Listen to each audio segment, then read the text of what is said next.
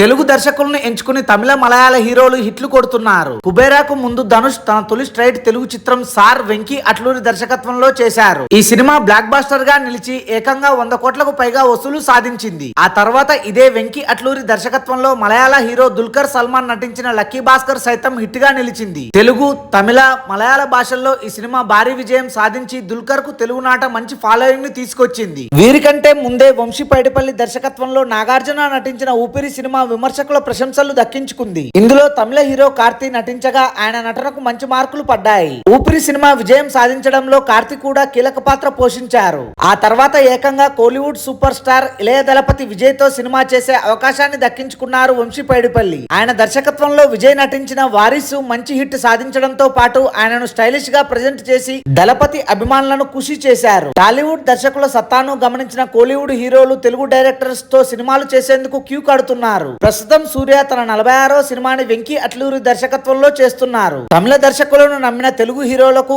60 డైరెక్టర్లు మామూలు షాకులు ఇవ్వలేదు. ఈ ఏడాది సంక్రాంతికి తమిళ దర్శక దిగ్గజం శంకర్ దర్శకత్వంలో రామ్ చరణ్ నటించిన భారీ budget movie game changer disaster గా నిలిచింది. అంతకు ముందు వెంకట్ ప్రభు దర్శకత్వంలో నాగచైతన్య నటించిన కస్టడీ సినిమా అక్కినేని అభిమానులకు షాక్ ఇచ్చింది. ఇక super star Mahesh Babu, AR Murugadoss combination లో వచ్చిన స్పైడర్ చిత్రం నిరాశపరిచింది. లింగుస్వామి దర్శకత్వంలో రామ్ పోతినేని చేసిన వారియర్ ఎనర్జెటిక్ స్టార్ కెరీర్ ను మరింత దెబ్బతీసింది. Thanks for watching this video. For more interesting videos please do subscribe.